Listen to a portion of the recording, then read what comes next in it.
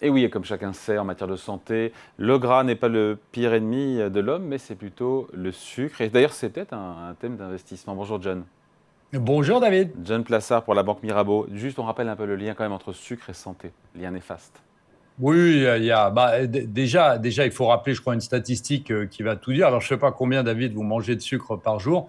Mais en tout cas, un Américain mange en moyenne 100 kilos, 150 kilos de sucre par année. Pas par jour, mais par année. Donc, c'est un peu moins d'un demi-kilo par jour, hein. Donc, c'est absolument fou. On voit qu'il y a l'adoption du sucre dans la nourriture, directe et indirecte. Plus globalement, si vous regardez au milieu mondial, hein, on voit que la consommation de sucre s'élevait en 2022 à environ 176 millions de tonnes métriques et que à la fin de cette année, on devrait être à plus de 180 millions de tonnes métriques de sucre consommé. Donc c'est absolument incroyable. On voit qu'il y a une croissance aussi sur l'adoption du sucre.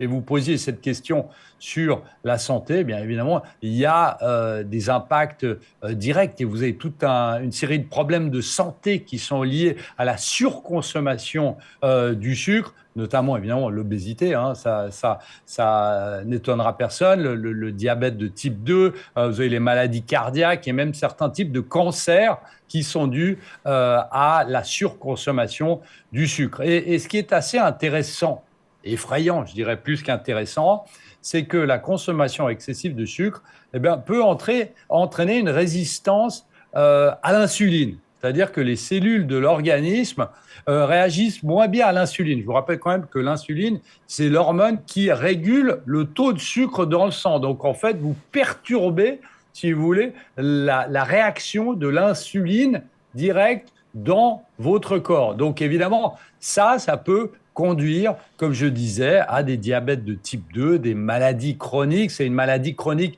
Vous avez des millions de personnes dans le monde qui ont ce diabète de type 2, qui sont induites notamment, évidemment, à cause de la surconsommation du sucre. Donc c'est très, très, très important.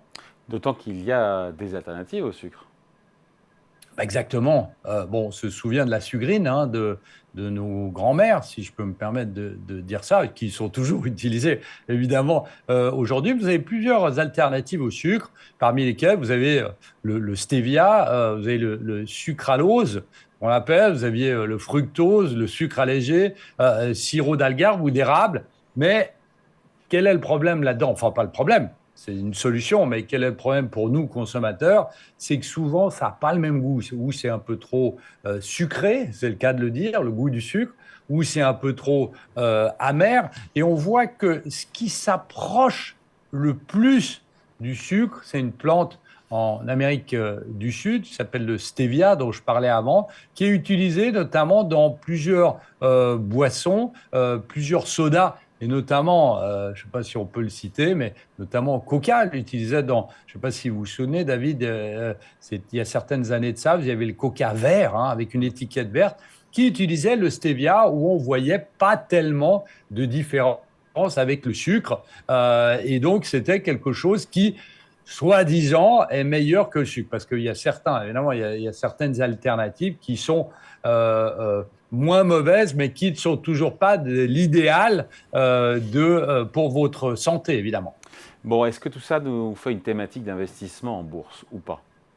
Oui, pour jouer les alternatives au sucre, je disais notamment dans le stevia, vous avez plusieurs entreprises qui sont cotées, qui utilisent ce type qui drainent leur business à travers la vente de ces alternatives. Vous avez Ingrédients, vous avez Tate Lyle et vous avez Dexcom, qui sont trois des entreprises qu'on peut regarder en bourse, qui ont connu, parce que ce n'est pas une thématique nouvelle, hein. Ce qui est nouveau, c'est que cette croissance de l'utilisation du sucre ne s'arrête pas. Et on disait qu'à l'époque, c'était un problème typiquement américain. On voit évidemment que c'est aussi en Asie et aujourd'hui en Europe. On sait très bien que si vous achetez un pot, par exemple, hein, un pot de sauce tomate, eh bien, il n'a pas le même goût qu'il y a 20 ans. Il est beaucoup plus sucré aujourd'hui pour le même pot de sauce tomate, par exemple, parce que c'est les habitudes alimentaires qui se forgent plus vers le sucre.